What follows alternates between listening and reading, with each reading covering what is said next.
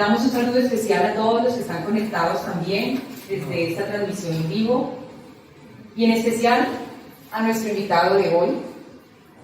Tenemos el placer de contar con la presencia del doctor Dante Urbina, quien es economista de la Universidad Mayor de San Marcos del Perú, magíster en Economía, doctor en Economía en la Universidad Complutense, y además de su trayectoria académica, es muy importante reconocer la cantidad de premios también que ha recibido desde su otro arte, que es comunicar a través de la escritura.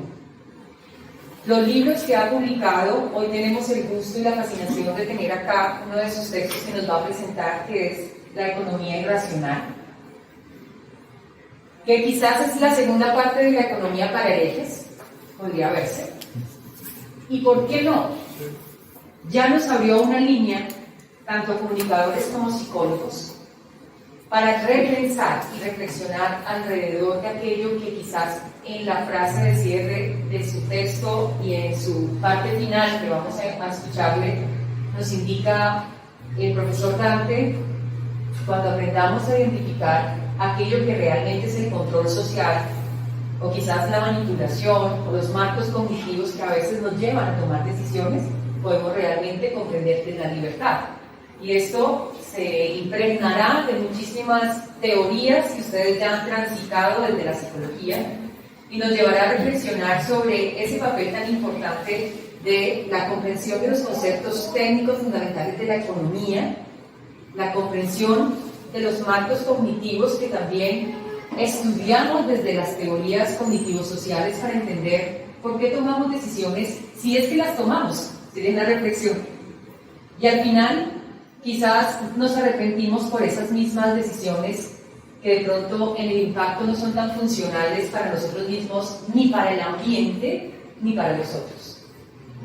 Es un tema de mucho auge hoy escucharte, por tanto, al doctor Dante Urbina, a su esposa Andrea, que también está aquí, a su linda hija, también le damos una bienvenida, que hoy es el primer encuentro.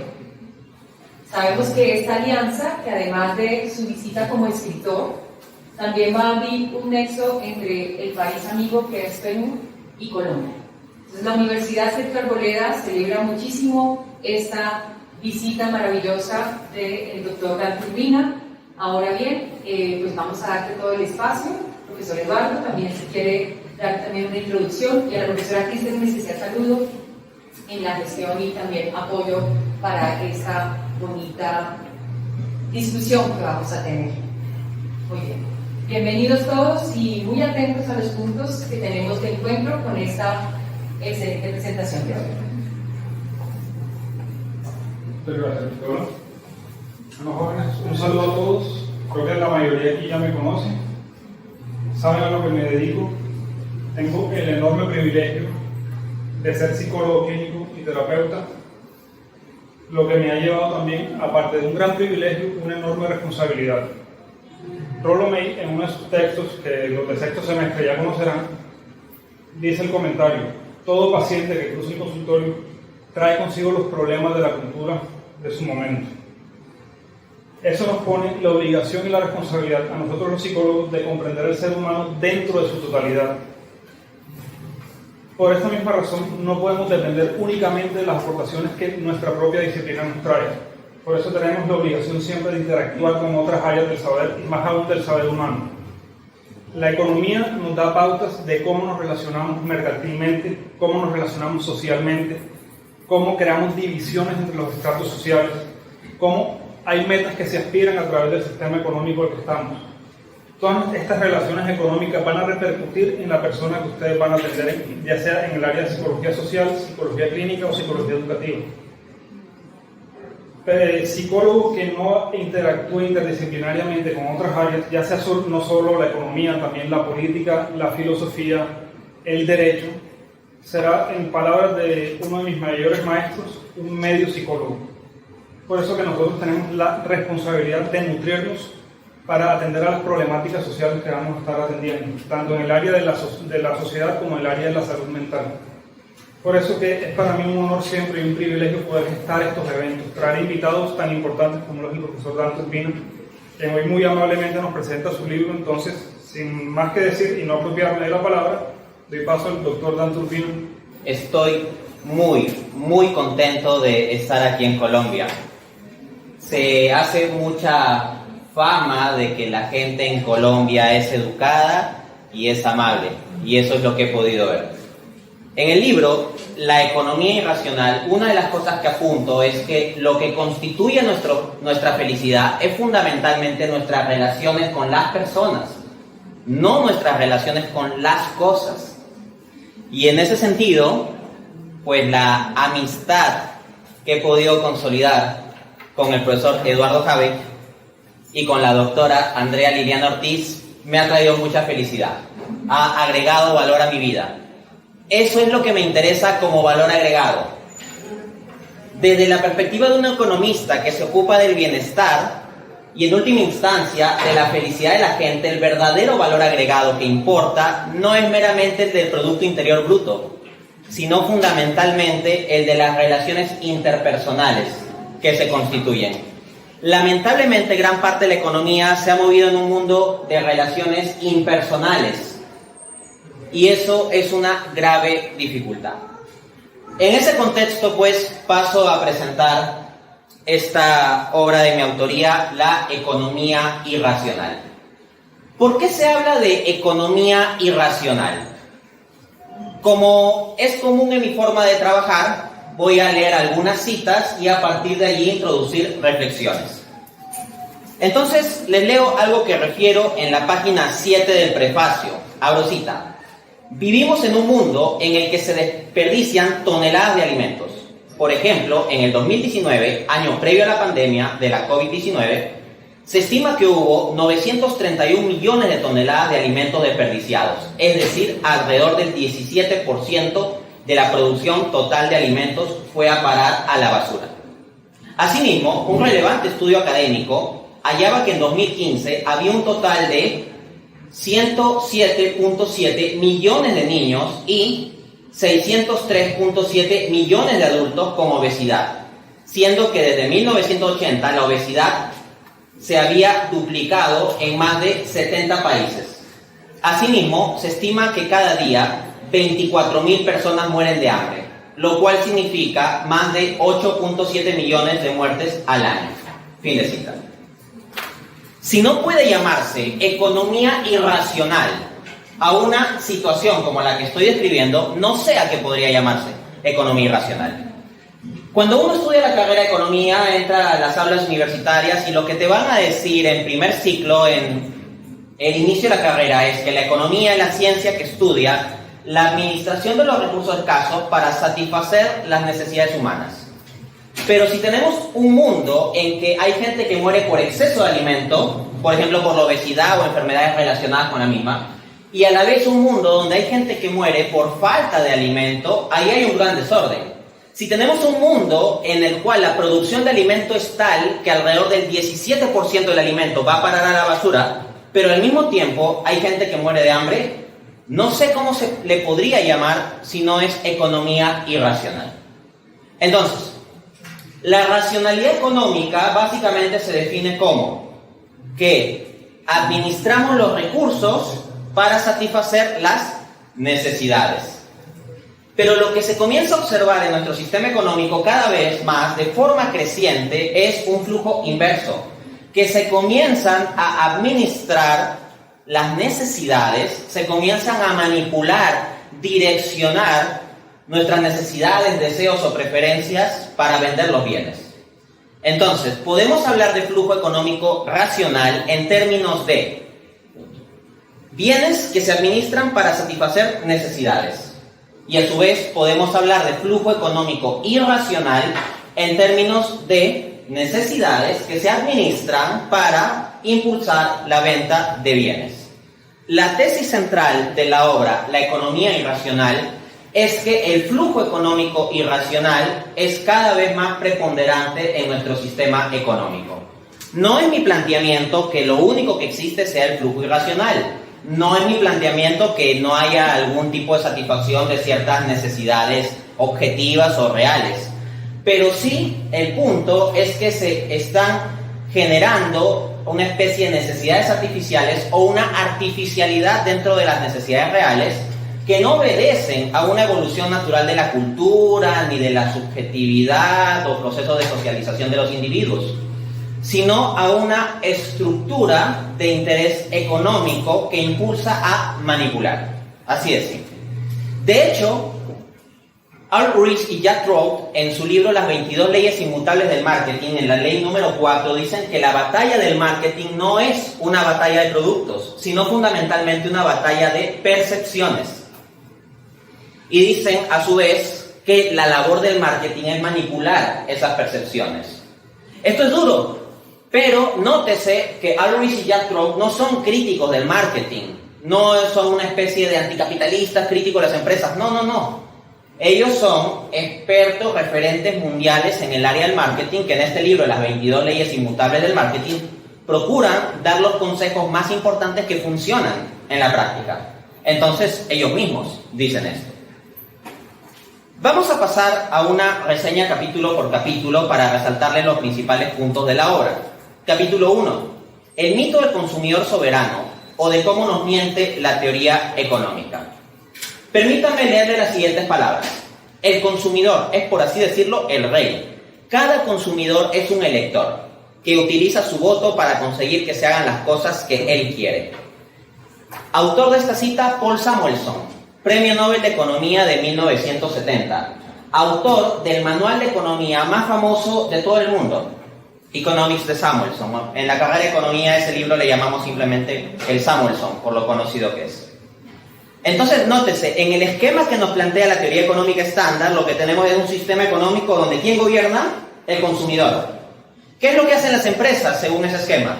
Las empresas lo único que hacen es servir al consumidor. ¿Quién será el empresario más rico? El que mejor sirva al consumidor. ¿Quién será el más exitoso? El que mejor sirva al consumidor. ¿Qué trabajadores ganarán más en el sistema? ¿Ganarán más dinero? Aquellos que más contribuyan a que se sirvan las genuinas necesidades del consumidor soberano, que es el que manda.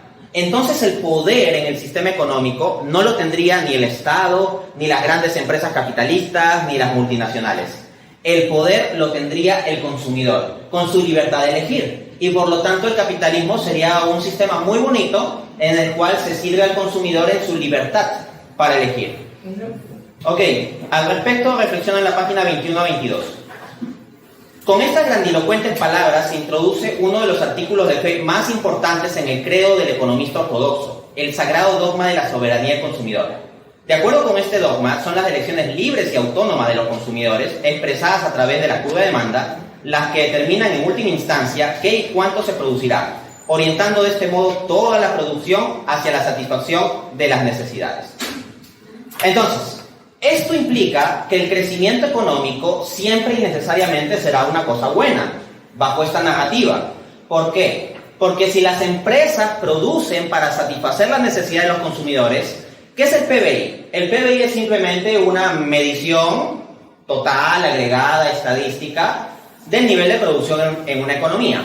¿Y qué es el crecimiento económico? Simplemente el porcentaje en el que ha crecido el PBI de un año al otro. Listo.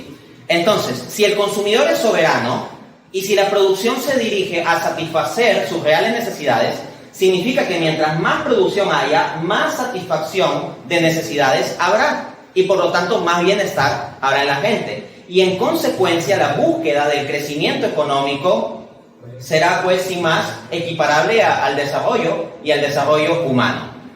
Asimismo, no se requeriría mayor regulación sobre el orden del libre mercado. O sea, si al final de cuentas dejas al libre mercado funcionar, ¿qué va a suceder? Que se va a servir del modo más eficiente al consumidor, y punto.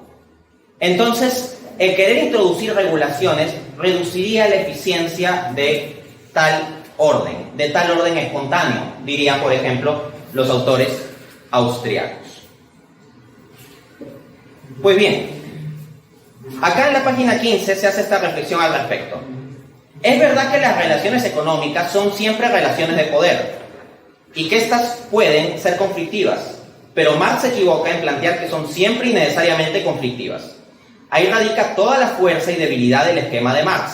parte de verdades y verdades importantes, pero las exagera hasta convertirlas en mentiras. La historia tiene luchas, pero no se reduce a eso. El factor económico influye, pero no determina. Se pueden conceptuar diversas clases sociales, pero ellas no explican toda la realidad del individuo. Es cierto que hay explotación, pero no toda la actividad empresarial tiene que ser necesariamente explotadora. Y así se podrían multiplicar los ejemplos. Sucede que, habiendo heredado la ontología materialista de Feuerbach y la lógica dialéctica de Hegel, Marx pretendió atrapar absolutamente toda la realidad social y económica en su materialismo dialéctico. Pero la realidad, que es mucho más grande y compleja, lo rebasó. Básicamente, el punto del que se trata aquí, en el capítulo 1, es de establecer un mito. Lo que les he contado hasta este punto de la conferencia es un mito. Es mentira. Esta idea de que tenemos un sistema bonito, donde el consumidor es soberano, las empresas producen necesariamente para servir al consumidor en sus reales necesidades, y los que más ganan son los que más genuinamente sirven a los consumidores, es un esquema muy bonito, pero falso. No obstante, también hay otra falsedad, que es la falsedad marxista. Marx plantea que toda la historia de la humanidad se puede entender, o no es más que la historia de la lucha de clases. Esto no es una caricaturización, lo pueden leer textualmente en el Manifiesto Comunista de 1848. Marx y Engels comienzan en el primer párrafo diciendo: toda la historia de la humanidad no es más que la historia de la lucha de clases. Entonces, tenemos por un lado la mitologización del capitalismo liberal, que nos va a decir que tenemos un orden del consumidor soberano en que las empresas sirven las necesidades genuinas de la gente. Y en el otro extremo tienes el esquema marxista que te dice: no, todo es conflicto, todo es explotación, el sistema es intrínsecamente explotador siempre y necesariamente. Y toda relación social es una relación conflictiva, de lucha de clases. Entonces, el libro se basa en rechazar ambas mitologizaciones. Pensar que las únicas formas de concebir la economía es bajo el paradigma marxista, comunista, de lucha de clases y materialismo dialéctico. O pensar que la única otra alternativa es un paradigma liberal, austriaco, de soberanía del consumidor, de libre mercado eficiente, son mitologizaciones absurdas en realidad a la luz de la evidencia y la razón. Entonces, el capítulo 1 se enfoca no en plantear la tesis que yo voy a defender, sino el capítulo 1 se enfoca en explicar la tesis que yo voy a atacar. Y de hecho, en el capítulo 1 tengo múltiples citas de autores liberales, por ejemplo, que defienden esta idea de soberanía del consumidor. Trato de trabajar con fuentes primarias a este respecto. Pero vamos a un punto que nos interese más y ya a construir el desarrollo de la tesis del libro. El capítulo 2, hacia una visión alternativa del consumidor, o de cómo se desmiente a la teoría ortodoxa. Páginas 41 y 42. Es evidente que la constitución específica de las preferencias en los individuos tiene que ver necesariamente con la constitución específica de su subjetividad. Pero como habíamos visto, la subjetividad siempre y necesariamente se constituye en un proceso social que, quieranlo o no, los economistas ortodoxos, no es exógeno. Es decir, externo a la economía. Por tanto, hay que endogeneizar las preferencias, es decir, considerarlas como determinadas dentro del sistema económico. ¿Qué quiero decir con esto? En el esquema del consumidor soberano es como que el consumidor tiene unas preferencias autónomas con una subjetividad con la cual él llega al proceso de mercado. Y el proceso de mercado en el mundo económico de las empresas y todo eso, lo que puede hacer es servir a las necesidades o preferencias que ya tiene el consumidor como dadas. Pero el punto es que lo que estoy estableciendo aquí es que en realidad las preferencias serían endógenas, serían influidas desde dentro del sistema mismo. No se trata meramente de que el consumidor llega con unas preferencias definidas al proceso de mercado y el proceso de mercado simplemente las sirve. No, sino sucede que el proceso de mercado mismo, las interacciones económicas, la influencia de la publicidad o la manipulación de sesgos cognitivos que vamos a ver dentro de un rato, lleva a que se puedan manipular, direccionar o variar las preferencias dentro del mismo proceso de transacción económica. Entonces, al ser las preferencias endógenas, ya el consumidor no es un soberano que está por encima de todo el sistema, sino que entra dentro de los engranajes del sistema y puede ser influenciado o dañado por los mismos. Vamos a considerar algunos paradigmas alternativos. Cuando se piensa sobre la economía, muchas veces se piensa, como digo, que las únicas opciones es que o eres liberal o eres comunista. Por ahí se piensa en alguna alternativa adicional que sean los keynesianos. No obstante, las escuelas económicas más interesantes son, a mi juicio, aquellas que no están en ninguna de esas tres opciones.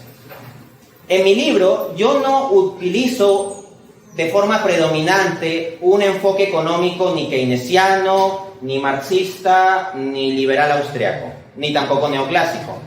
Los paradigmas de economía que yo prefiero son el institucionalismo, el post-keynesianismo, la economía conductual, la neuroeconomía, la economía schumpeteriana, etc. Entonces, desde esos paradigmas alternativos comienzas a entender al consumidor de otro modo. Pensemos, por ejemplo, en la economía conductual. En el año 2002, el premio Nobel de Economía no lo ganó simplemente un economista, sino el psicólogo israelí Daniel Kahneman, que no había tomado ninguna clase de economía y gana el premio Nobel de Economía.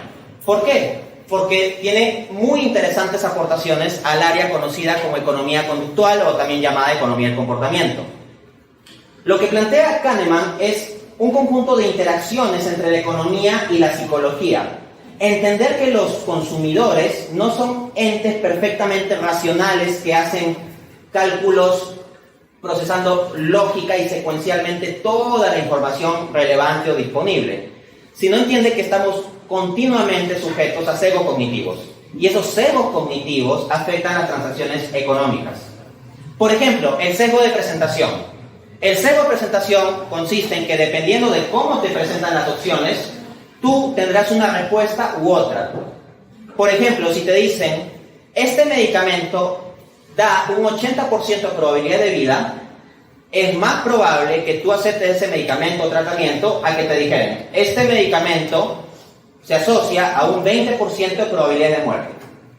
En realidad es lo mismo, pero dependiendo de cómo te presentan la información, tú puedes variar tu decisión, lo cual muestra que no somos perfectamente objetivos en valorar la información. O por ejemplo, cuando nos dan rebajas, salen las ofertas y te dicen que algo está a mitad de precio, y en tu subjetividad, ¿qué es lo que piensas? ¡Wow! Esto está muy barato. Pero no es que está muy barato, estás cayendo en un sesgo, es que antes estaba muy caro. O sea, ¿realmente crees que las empresas pueden sostenerse ofreciendo algún producto a la mitad de precio? No, es que antes se lo estaban vendiendo al doble. A menos que sea una circunstancia muy particular, como que es un conjunto de productos que se le vaya a dañar o algo por el estilo, ¿no? Entonces, bajo estas circunstancias, lo que tenemos que considerar es que las empresas saben sobre los sesgos cognitivos. Muchas veces los consumidores no sabemos sobre nuestros propios sesgos, pero las empresas sí los conocen y los estudian. Luego está el sesgo del efecto anclaje. El efecto anclaje es que a ti te dan una información y lo que tú vas a ver a continuación va a estar condicionado por la primera información que te dan. Por ejemplo, si yo pregunto, no sabiendo en absoluto cuánto cuesta un viaje en taxi en una ciudad, y me dicen, cuesta, pongámoslo en dólares, $10. $10 más o menos un viaje de taxi de 30 minutos. Ok. Y supongamos que yo realizo un viaje taxi de 30 minutos y me cobran $8. Yo digo, wow, qué barato. Pero tal vez la información que me dieron al comienzo no es fiable. Tal vez la información que me dieron al comienzo está errada. Pero aún así ya en mi mente se creó un efecto de percibir como barato el precio de $8 en vez de 10, porque ya mi referencia es 10. Pero quién sabe si en la realidad un precio promedio sería 7. Entonces, la economía conductual halla este conjunto de cosas. Ahora, cabe mencionar lo siguiente. El libro no habla de un proceso de creación de necesidades, como si las necesidades se creasen desde la nada. No, el libro habla de un proceso de producción de necesidades. ¿Qué es la producción? En la producción tú tomas materia prima. La materia prima se procesa y luego sale un producto final. La materia prima que se toma en este proceso de producción de necesidades es nuestra subjetividad. Pero nuestra subjetividad puede ser condicionada, direccionada o hasta manipulada para irla dirigiendo en un sentido u otro.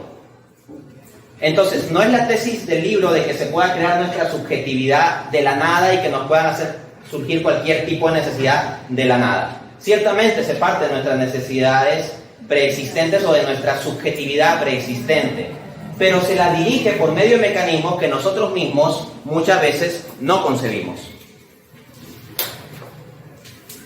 Cabe anotar también lo siguiente, páginas 59 a 60. No se deben confundir las cosas. De ningún modo estamos pretendiendo sustituir el totalitarismo de mercado por un totalitarismo del Estado. Simplemente estamos abogando por la posibilidad de cierta regulación, no por una estructura tipo Unión Soviética, en que un conjunto de burócratas decida verticalmente lo que cada uno debe consumir. Nunca debemos entregarle ni todo al Estado ni todo al mercado. Tanto el mercado como el Estado deben confluir en la organización económica de la sociedad y debemos constantemente fiscalizarlos por tratarse ambos de instituciones imperfectas. De ahí nuestra verdadera responsabilidad como ciudadanos, que debemos llevar a cabo no solo en términos individuales, sino también colectivos por medio de los llamados cuerpos intermedios, esto es, colegios, universidades, asociaciones profesionales, agrupaciones civiles, organizaciones religiosas, etc. ¿Qué quiero decir con esto? Considero una enorme ingenuidad la gente que piensa que puede resolver los problemas económicos y sociales entregándole todo al mercado. Me parece gente extremadamente ingenua. Y también considero extremadamente ingenua a la gente que piensa que la solución de los problemas económicos y sociales está en entregarle todo al Estado. Y siempre un lado se burla de la ingenuidad del otro. Entonces salen los comunistas a decir, jaja, sí, estos locos de la derecha que creen que el libre mercado y el capitalismo va a solucionar nuestros problemas. Jajaja, qué ingenuos, ¿no? Mejor que con una revolución socialista le entregamos todo al Estado, el Estado administra los medios de producción para la satisfacción de las necesidades de las masas y así realmente construiremos una buena economía. Jajaja, qué ingenuos lo de la derecha, liberales, capitalistas, etc. Y luego, por otro lado, está la gente de la derecha, ¿no? Ah, qué ingenuos, qué tontos estos comunistas, estos rojos, estos izquierdosos, que creen que todo el problema económico lo pueden solucionar simplemente entregando los medios de producción al Estado en una revolución socialista. Esto es una absoluta locura. Qué ingenuos que piensen que el Estado puede solucionar estas cosas. Entonces, miran la paja en el ojo ajeno, pero no se dan cuenta de la viga que tienen en el suyo. Entonces, liberales se burlan de qué tan simplistas son los comunistas, y comunistas se suelen burlar de qué tan simplistas son los liberales. Bueno, aquí voy a ser políticamente incorrecto, yo me burlo de ambos. Me burlo del simplismo de ambos y de que cada uno no suele darse cuenta de los simplismos en que cae. Vamos al capítulo 3, entonces. Capítulo 3. Las tres olas del capitalismo o de cómo llegamos hasta aquí. Esto no lo puedo resumir aquí, es muy amplio, pero básicamente el capítulo 3 de la obra lo que hace es un resumen de la historia del capitalismo. Del surgimiento del capitalismo como capitalismo financiero o comercial hasta nuestros días. Y básicamente hablo de tres olas que suelen conectar o que conectan con las revoluciones industriales. Pero no deben reducirse las que aquí llamo olas del capitalismo a las revoluciones industriales. Las revoluciones industriales implican un cambio en el modo de producción. Pero en el libro, cuando hablo de olas del capitalismo, no solo me refiero a un cambio en el modo de producción, sino a un cambio en el modo de trabajar, en el modo de vivir, en el modo de pensar, en el modo de comunicar, en el modo de consumir. Para fines de la presente conferencia, voy a limitarme a resumir algunas cosas relacionadas con el modo de consumir. Pero en el libro están resumidas más características. Comencemos con la primera ola del capitalismo. La primera ola del capitalismo se habría dado fundamentalmente con la primera revolución industrial en Inglaterra en el siglo XVIII. Estamos hablando más o menos del año 1750 en adelante. En el capítulo digo lo siguiente, abro cita. Podría caracterizarse a la primera ola del capitalismo como la sociedad de subconsumo. En tanto para la mayor parte de la población, es decir, fuera de la excepción de la pequeña élite de privilegiados, el consumo se dirigía a cubrir las necesidades básicas. De hecho, en no pocas ocasiones, ni siquiera se llegaba a cubrir bien lo básico, de modo que se daban muertes y enfermedades asociadas a carencias o deficiencias en la alimentación, vestido, vivienda, condiciones sanitarias, etc. Entonces, durante la primera ola del capitalismo, durante el siglo XVIII y la primera mitad del siglo XIX, lo que encontramos es que la mayor parte de la población a la justa cubre sus necesidades básicas. Tiene capitalismo, tiene producción industrial y todo ello, pero la gente suele vivir en condiciones sanitarias deplorables. Entonces le llamo sociedades de subconsumo porque se consumía lo básico. ¿Era esa la época de la gran publicidad? No. Tú no necesitas hacer mucha publicidad para convencer a un hambriento de que necesita comer un pan, ¿ok? Pero sí necesitas hacer bastante publicidad para direccionar el consumo de alimentos para una persona que tiene la barriga llena, ¿ok? Entonces, una sociedad de subconsumo no era la época para una hipertrofia del consumismo. Sigamos avanzando. Vamos a la segunda ola del capitalismo, la cual corresponde más o menos a los finales del siglo XIX. Podemos ubicarla sobre todo en los Estados Unidos, más o menos en el año 1870 a 1890, sus inicios más o menos por ahí. Es la época de la producción en masa, a gran escala. Grandes maquinarias con energías como el petróleo, por ejemplo, que comienzan a producir el mismo producto a una escala gigantesca, millones de unidades en poco tiempo. ¿Qué pasa con el consumo? Digo lo siguiente en el capítulo. La segunda ola del capitalismo representa, por tanto, el nacimiento de la sociedad de consumo. Como dijimos, la producción en masa requiere consumo en masa. Por tanto, hay que estimular el consumo si es necesario. Conviene fomentar una sociedad materialista y hedonista centrada en la posesión y el disfrute. ¿Qué es esto sino el American Way of Life? Modo de vida americano. La segunda ola del capitalismo más o menos va de 1870 a 1970. Y la época de oro del capitalismo, como así se le llama en historia económica, va más o menos de 1945 a 1970. Y es la época en que la gran mayoría de la población, en el contexto estadounidense al menos, otra cosa es en los países más alejados, pero en contextos como Estados Unidos y Europa, la población comienza a acceder a licuadora, a refrigeradora, a horno. Eventualmente la población comienza a acceder a automóvil. Marx, en 1848, en el Manifiesto Comunista con Engels, ¿qué dice al final? Obreros del mundo, uníos, porque no tenéis nada que perder excepto vuestras cadenas. Y claro, en la primera ola del capitalismo, al menos en las primeras partes, Marx ya vivió en el tiempo en que esto comenzaba a cambiar y en que su teoría comenzaba a quedar refutada en realidad, pero durante la primera parte de la primera ola del capitalismo, los obreros en general tenían una situación miserable. Y al tener una situación miserable, ¿qué tenían que perder? Sus cadenas. En cambio, el obrero del capitalismo de segunda ola, ¿qué cosas tiene que perder? Puede perder su microondas, su refrigeradora, su licuadora, su automóvil. ¿Cómo va a perder su automóvil? Entonces no se van a embarcar en hacer una revolución socialista para tumbarse el sistema, porque es gracias al sistema que pueden tener un automóvil o una refrigeradora. Comienzan a surgir la radio y la televisión y comienzan a enviar mensajes publicitarios. Porque cuando la gente ya tiene cubiertas sus necesidades básicas a un nivel fisiológico, queda abierta toda la gama de manipulación psicológica para direccionarlo en un sentido u otro. Y cuando se cuenta con medios de comunicación de masa, en un contexto de producción en masa, con las grandes maquinarias, para generar consumo en masa, eso se usará. Vamos a la tercera ola. Y esto va del modo siguiente.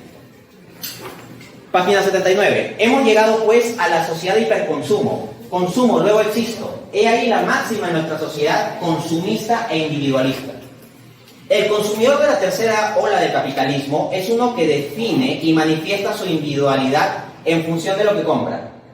Es la época de los emos, los metrosexuales, los otakus, los gamers, los geeks, los hipsters y toda suerte de flora y fauna de tribus urbanas. Estas identidades tienen necesariamente asociado un modo de consumir, en tanto tienen cierta forma de vestir, comer, jugar, etc. Las empresas saben esto y lo aprovechan. Esta proliferación de identidades simplemente se traduce en una proliferación de oportunidades de mercado para vender los dispositivos que permitan a cada iluso mostrarse como único y diferente. Entonces, es la sociedad en que todos quieren ser únicos y diferentes. Claro, ya no estamos en la sociedad de producción masiva, de producción en masa. Ahora se trata de producir para cada nicho de mercado y si es posible personalizar el producto para cada individuo porque nos individualizamos con el producto. Consumo, luego existo. Descartes decía pienso, luego existo. Entonces la existencia se valida a partir del pensamiento. Bueno, en la sociedad de hiperconsumo nuestra, posmoderna, la era de vacío, como decía Lipovetsky, nos individualizamos en función de lo que consumimos, de lo que vestimos, de lo que comemos, de lo que vemos. Somos un vacío con productos alrededor. Capítulo 4. Los imperativos económicos, o de quién domina realmente el sistema. Podría pensarse que la narrativa de la presente obra es un asunto de teoría de la conspiración, en que hay unos empresarios malvados sentados en un comité donde hay un vampiro y un hombre lobo ahí frotándose las manos, jajaja, vamos a manipular a los consumidores. No, la tesis de mi libro es que, ojo, puede existir gente con malas intenciones, puede existir gente que tiene planes de manipulación a gran escala. El libro no se mete a negar o a afirmar eso. No es el punto de análisis. El punto de análisis del libro, y aquí viene el planteamiento económico, es que hay unas reglas, unos mecanismos en la estructura económica misma del sistema que impulsan a las empresas a tratar de direccionar las preferencias, necesidades o subjetividad de los consumidores. En particular, ubico 3. Los voy a referir. Esto es planteamientos míos. La identificación de lo que a continuación va a ser llamado imperativos es una teoría propia. Abro cita. Primer imperativo. Se entenderá por imperativo pecuniario aquel referido a la necesidad que tienen las empresas de ganar más y más dinero, constituyéndose así una espiral interminable de acumulación. De acuerdo con esto, el fin último de la producción capitalista es producir dinero para los poseedores del capital. Satisfacer a los consumidores sería solo un fin intermedio, siempre sujeto y condicionado al fin último. Fin de cita.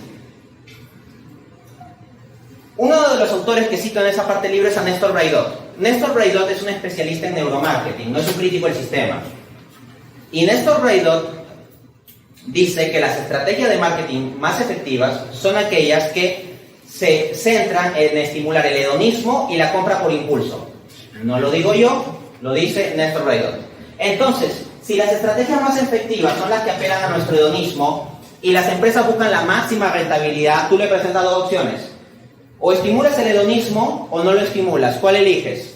La respuesta es obvia. Ni siquiera tienes que ser muy bueno o muy malvado. La lógica del sistema es que si se trata de ganar más dinero, estimulando el hedonismo se puede ganar más dinero. Piensa la cantidad enorme de bienes que puede venderle a un hombre vicioso y que no puede venderle a un hombre virtuoso. Por ejemplo, un hombre virtuoso puede ir y comprar pan en la mañana, y eso también lo puede hacer un vicioso. Prácticamente todos los bienes que consume un hombre virtuoso lo puede consumir también el vicioso. Pero todos los bienes que consume un vicioso no los consume el virtuoso. Entonces una mayor cantidad y gama de bienes se lo puede vender al hombre vicioso. Un ser humano que fuera la encarnación de los 7 pecados capitales sería un consumidor perfecto. Tendría la gula y buscaría consumir mucho y muy sofisticado. Tendría la envidia, y si ve que sus contactos de Facebook viajan al extranjero, él como sea, se conseguirá el dinero para viajar al extranjero. Tendrá la lujuria, y hay una cantidad gigantesca de bienes asociados a ello. Pagará suscripciones premium a cosas raras y cosas por el estilo. Y eso genera muchos ingresos. Vamos a ver otro mecanismo, segundo imperativo. Se entenderá por imperativo planificador aquel referido a la necesidad que tienen las empresas capitalistas de organizar las condiciones de mercado, tanto de oferta como demanda, con el objetivo de minimizar la incertidumbre y el riesgo a que se enfrentan. Y es que el capital tiene el instinto de expandirse, pero eso no quita que tenga también el instinto de supervivencia, lo cual lo lleva a buscar seguridad. Me explico. Piense por un momento en la mitología del comienzo. Las empresas sirven a los consumidores. ¿Qué pasa si los consumidores cambian sus preferencias? De hecho, el liberal austriaco Ludwig von Mises decía que los consumidores eran jerarcas, egoístas, caprichosos y volubles, que andan cambiando. ¿Qué pasaría si las empresas dependen de servir a jerarcas, egoístas, caprichosos y volubles? Eso genera incertidumbre y las empresas podrían quebrar bajo ese entorno de incertidumbre. Las empresas no son tontas. En la segunda ola del capitalismo tenemos empresas grandes, corporaciones grandes, empresas que tienen alcance a nivel nacional o incluso internacional. Y en la tercera ola del capitalismo tenemos a grandes corporaciones o conglomerados multinacionales. ¿Y creen que estos grandes conglomerados que hacen proyecciones financieras y todo eso van a dejar las cosas al azar de que los consumidores libres decidan o puedan cambiar? No. Para minimizar el riesgo, para minimizar la incertidumbre, tratarán de buscar los mecanismos para direccionar la demanda del consumidor. Y en consecuencia, el imperativo planificador, la necesidad que tienen las empresas de planificar, llevará a que tengan que inducir o direccionar al consumidor. Finalmente, página 100. Se entenderá por imperativo tecnótico a aquel referido a la necesidad que tiene la tecnología de autoexpandirse y desarrollarse, a la inevitabilidad del cambio tecnológico. En esencia, puede formularse como sigue: todo lo que puede lograrse, debe lograrse. El imperativo tecnótico, la tecnosis, es una especie de manía de la tecnología por seguirse desarrollando. Ni siquiera la gente tiene que pedir que se desarrolle más tecnología. La tecnología, por su propia existencia, tiene que crecer y crecer y crecer y crecer. Por ejemplo, los modelos de celulares cada vez tienen que ser más y más y más y más sofisticados.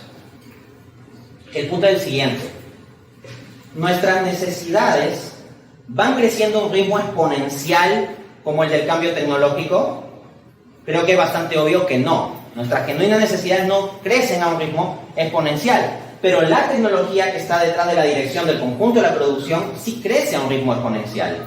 Entonces, ¿qué se requiere si las empresas tienen una sobreproducción tecnológica y nuestras necesidades no varían tan rápido?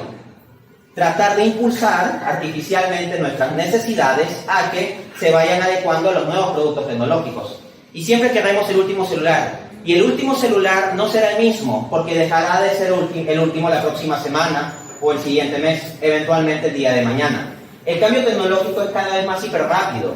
En la segunda ola del capitalismo, hablamos del capitalismo de 1950, por ejemplo, uno no estaba pensando en cambiar de automóvil a cada momento.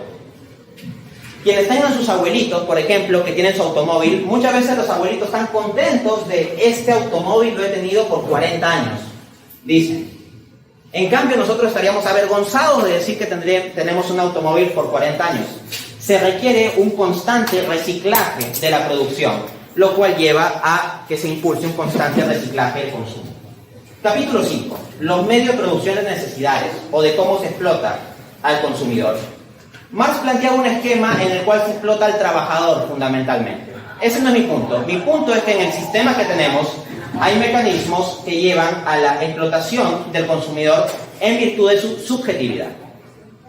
En concreto, en el capítulo 5 planteo 12 mecanismos que se utilizan para manipular al consumidor o direccionar la subjetividad. No me da tiempo de desarrollar los 12, pero los clasifico en 4 categorías. Voy a escoger un mecanismo por cada una de estas 4 categorías. El primero, la publicidad. La publicidad influye sobre la subjetividad del consumidor por medio de la creación de imaginarios. Tomemos el caso de la belleza femenina, uno de los tópicos más fuertes en el imaginario social. Y por ende, en la publicidad. ¿Cuál es la figura de máxima idealización de la belleza de la mujer? La princesa. ¿Y cuál es el modelo princesa que nos vende la industria publicitaria y comunicativa? No cualquier tipo de princesa, sino la princesa joven, blanca, delgada, rubia, de ojos azules y labios rojos. Evidentemente, las películas de Disney han jugado un gran papel en crear esta idea que se introduce desde ya en la publicidad de las niñas respecto de la apreciación de su propia belleza. Por supuesto, estas niñas crecen, pero el parámetro de belleza ya está bien establecido.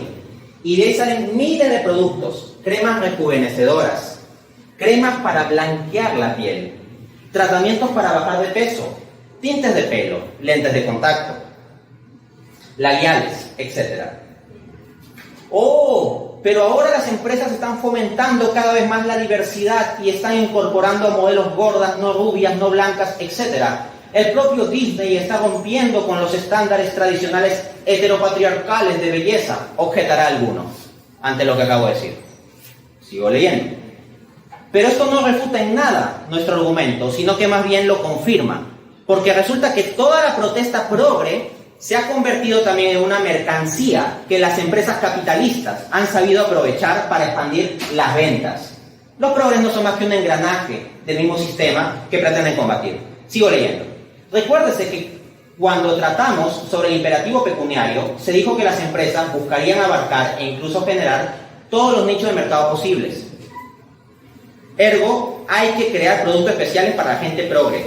Así, la misma protesta progre contra los estándares de belleza se ha convertido en un producto y las empresas explotan ello para vender una miliada de cosas como camisetas con mensajes feministas, productos irónicamente fabricados en masa para chicas únicas y diferentes, peinados propios de Social Justice Warrior, ¿no? Los guerreros de la justicia social, tintes de pelo azules, verdes, morados, etc.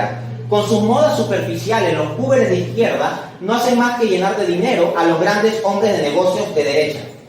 Los borregos antisistema no hacen más que engordar al sistema. El libro es duro, yo soy duro. Si comienzan a investigar un poco sobre mis conferencias y todo eso, pues no suelo ser una persona suave. Veamos ahora, aparte de la publicidad, otro mecanismo. El tercer mecanismo que utiliza la gestión de marcas para producir necesidades es el de autoconstitución de identificación y estratificación social. La marca es sinónimo de distinción social y prestigio. El caso más emblemático es evidentemente el de los relojes Rolex. Portar un reloj Rolex es una clara muestra de estar en lo más alto de la escala social. A un nivel más extendido tenemos el caso de las marcas de ropa. Calvin Klein, Lacoste, Ralph Lauren, Spirit y Armani pasaron de ser una simple afectación ostentosa a convertirse en objetos esenciales de las prendas que los llevan al punto de reducir a estas a la simple categoría portadora de la marca.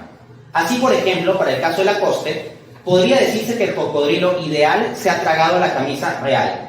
Las marcas son voraces.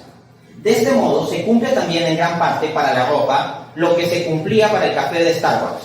El producto no es más que una excusa para ostentar la marca. Tener un determinado tipo de ropa con determinada marca no es solo un mero acto individual de vestirse, sino que constituye parte de la estrategia y norma de posicionamiento social. El proceso no solo de individuación de los sujetos, de ser únicos y diferentes, sino también su proceso de socialización, de constituirse como entes sociales, viene mediado por las marcas, que comienzan a influir y construir gran parte del imaginario social, categoría bastante usada en psicología social. Consideremos un ejemplo del tercer mecanismo, que es la gestión de modas. Abro cita. Lo viejo es reemplazado por lo nuevo, no porque ya no sirva o no sea útil, sino simple y llanamente porque ya no está a la moda. Se asume lo nuevo siempre y necesariamente como mejor que lo anterior. De allí que no haya palabra más usada en el mundo de la moda que el adjetivo nuevo. Estamos en la cultura de la inmediatez. Usar y tirar, ese es el paradigma actual. No solo para los productos, sino para las relaciones interpersonales, en especial las de pareja. Usar y tirar. Usar a la gente. No amarla, sino usarla, porque lo que importa es que tú disfrutes, ¿no? En el paradigma actual. Nada es eterno. Todo es reemplazable por algo nuevo y mejor. El último grito de la moda de ayer es el mal gusto de hoy. Y el producto hecho con tecnología de punta el mes pasado es ahora una chatarra.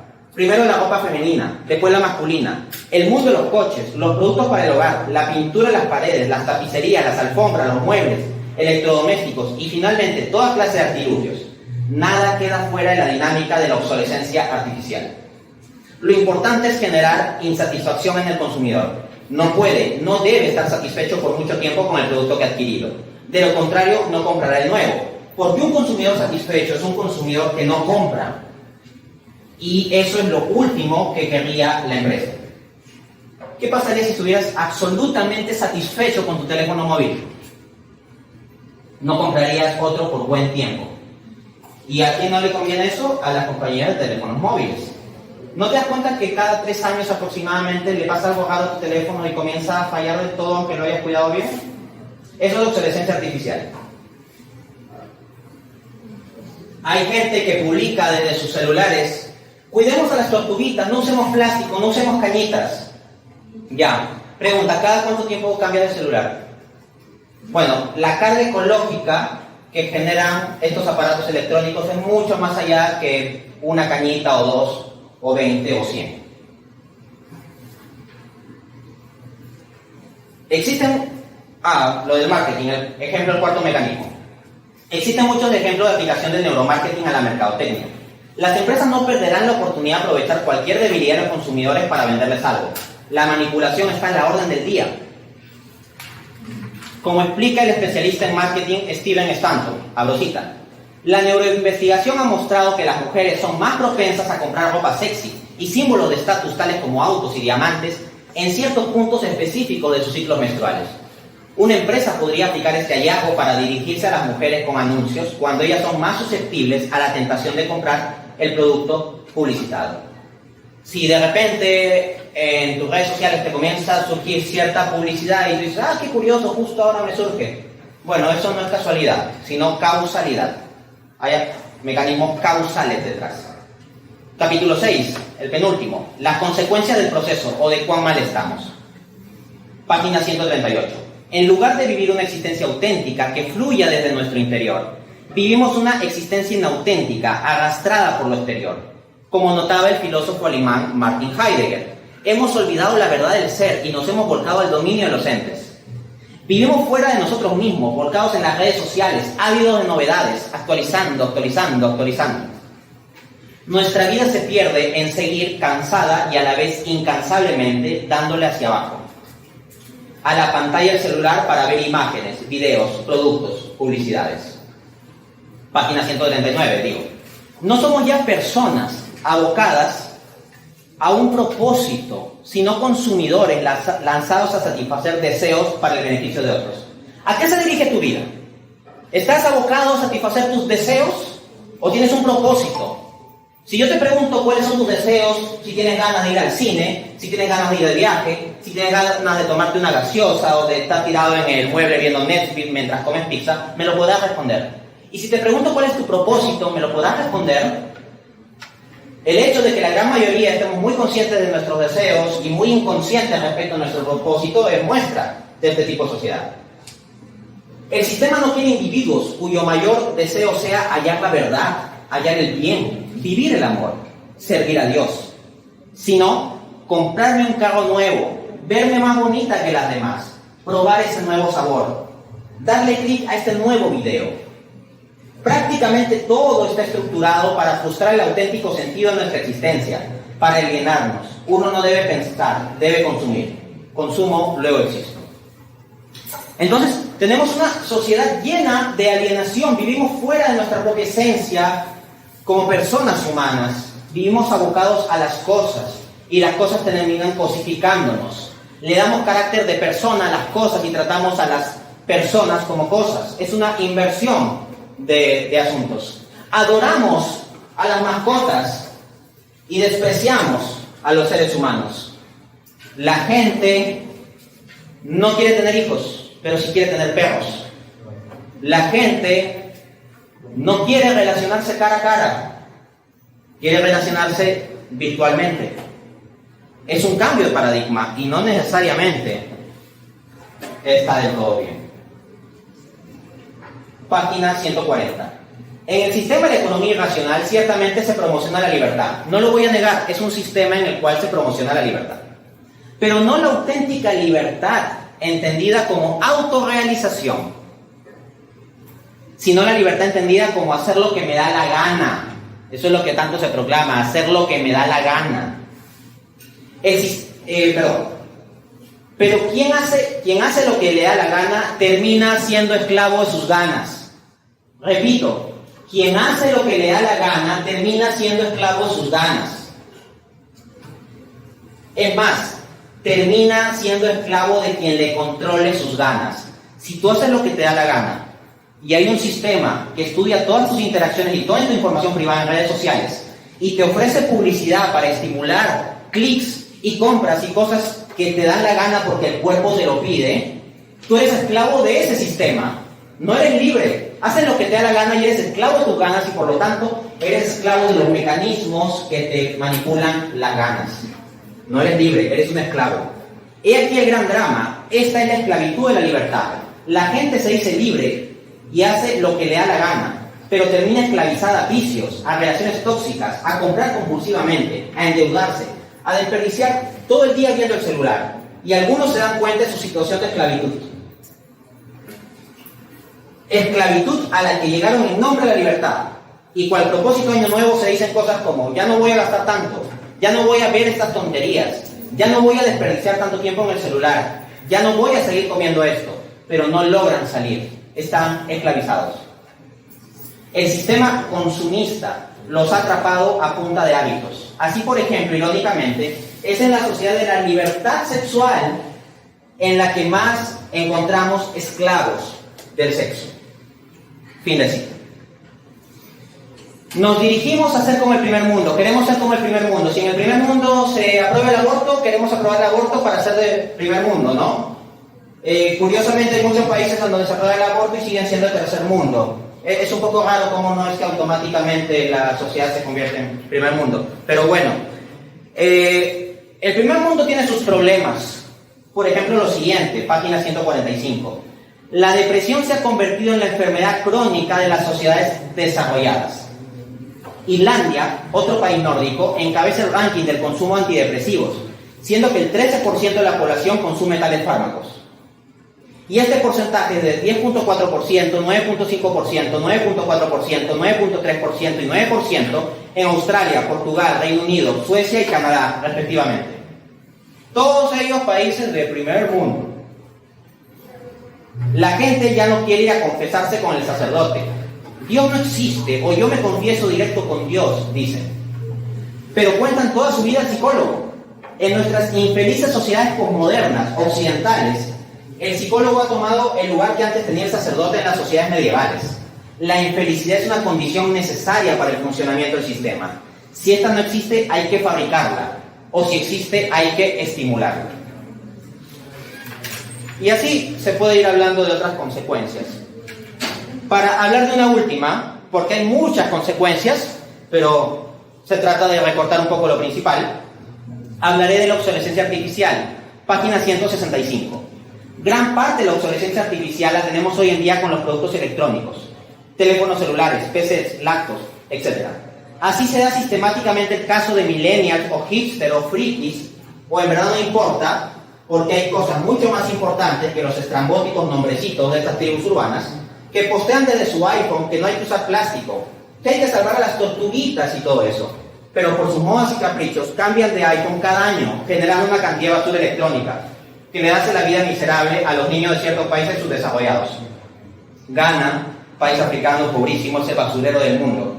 Y múltiples niños en Ghana lo que hacen para ayudar a sus familias es escarbar en las montañas de desechos electrónicos que generamos con nuestro consumismo, mientras nos preocupábamos por el medio ambiente.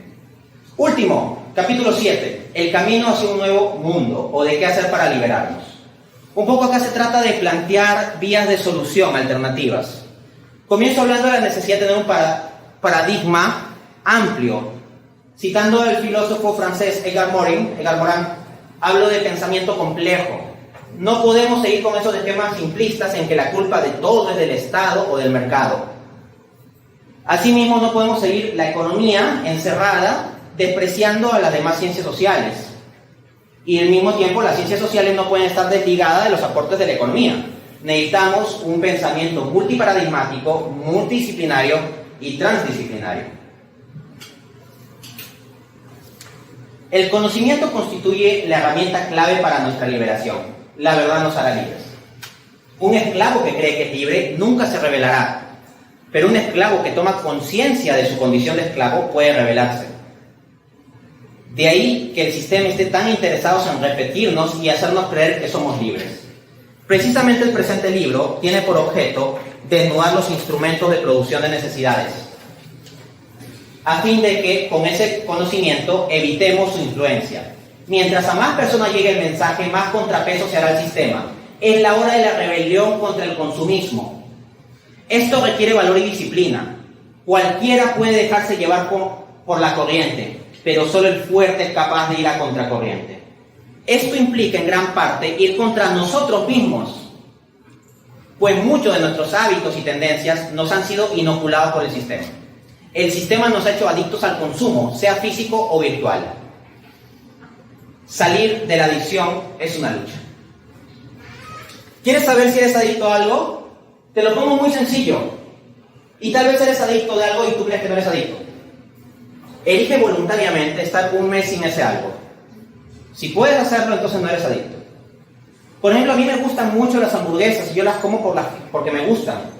Pero yo puedo estar un mes sin comer hamburguesas. De hecho, he estado varios meses sin comer ni una sola hamburguesa. Yo no soy un adicto a las hamburguesas. Ahora bien, si tú te justificas de algún tipo de cosas que consumen muy seguido, diciendo, no, es que yo lo consumo simplemente porque quiero y yo controlo esto y yo soy libre. Si yo quiero, lo dejo. Yo he comprobado que yo puedo no consumir hamburguesas durante un mes. Bueno, ese algo, reemplaza hamburguesa, en este ejemplo un poco tonto, claro está, reemplaza ese hamburguesa por otra categoría y a ver si eres adicto o no. Ponte a prueba a ti mismo. Se plantean varias medidas de solución, en realidad, aplicando sistemas de impuestos, subsidios, regulaciones, etc. Pero atención a esto, vamos cerrando. A ver. Sí.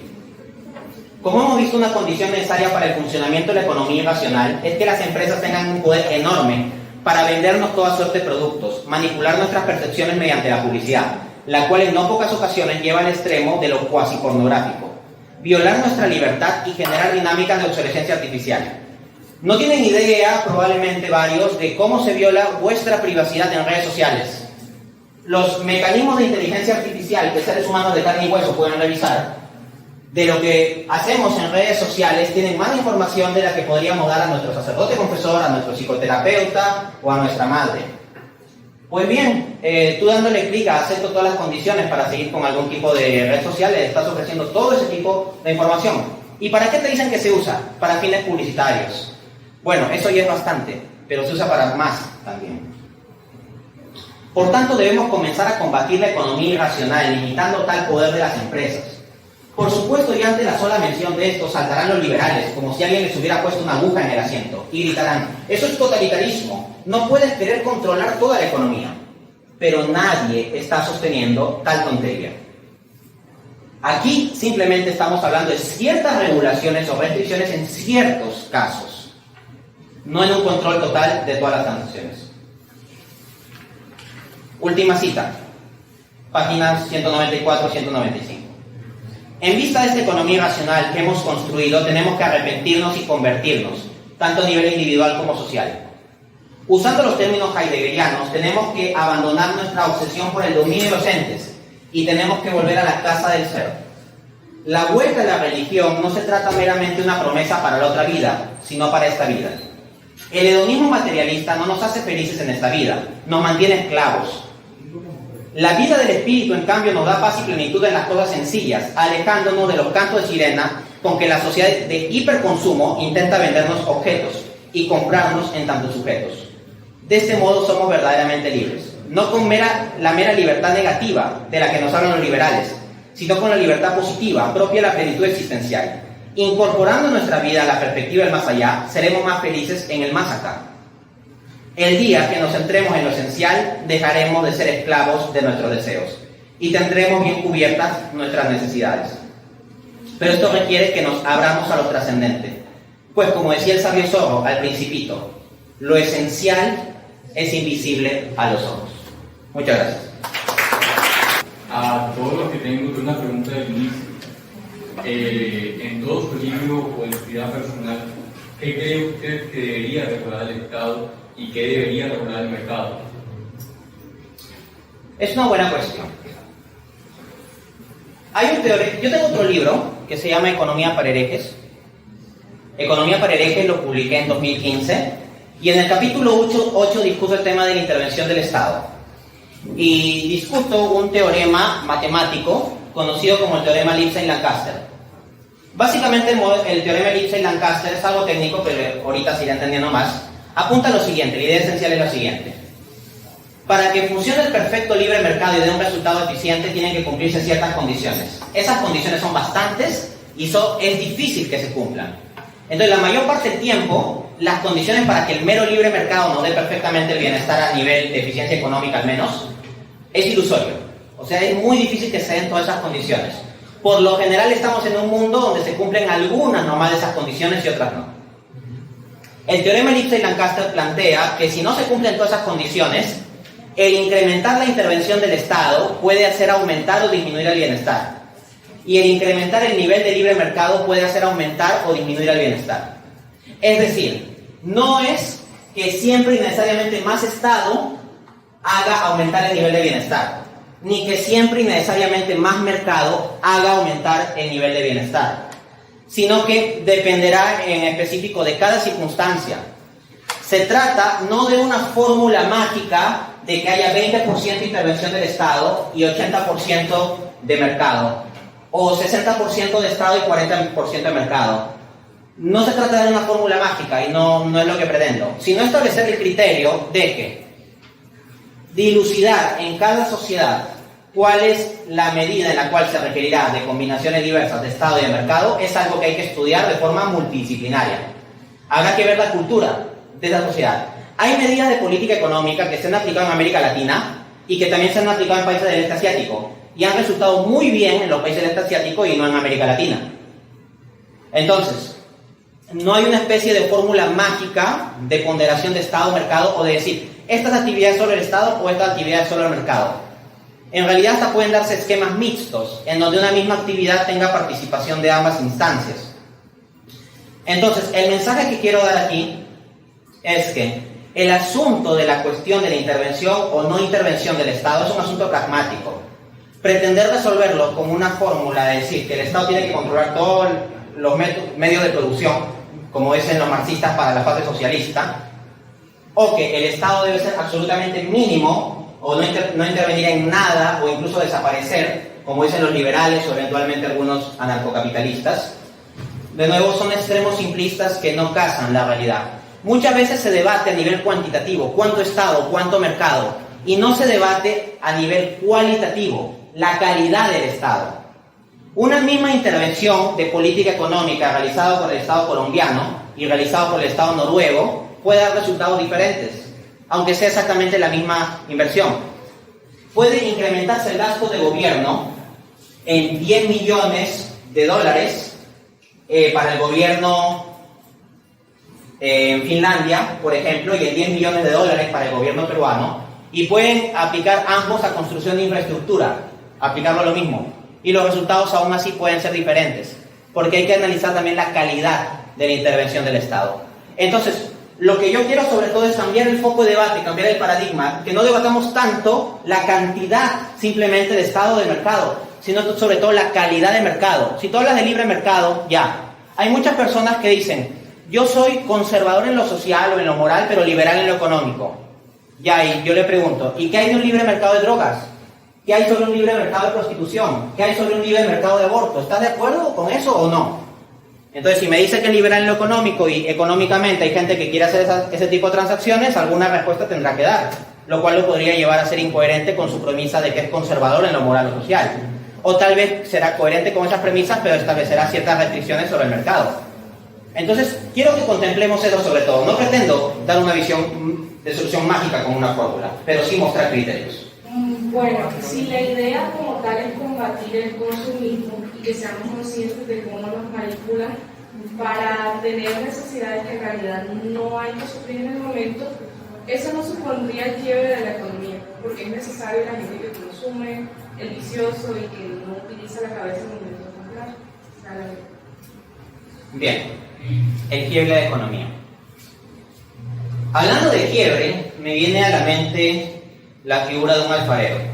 Los alfareros ahí trabajan, ¿no?, con la arcilla y todo eso y comienzan a dar forma a una vasija. Y si ven que sale mal, lo que normalmente hacen es que la quiebran y la rehacen y la rehacen. Es cierto que solucionar este tipo de cosas tiene costos. O sea, no es que vaya a ser automático y que todo es fácil o que se pueda hacer de un día para otro. Lo primero que voy a apuntar entonces en respuesta a tu cuestión es que sí, se trata de implementar un conjunto de soluciones, pero implementarlas de un día para otro, todas las propuestas a la vez, sí llevaría efectos graves sobre la economía.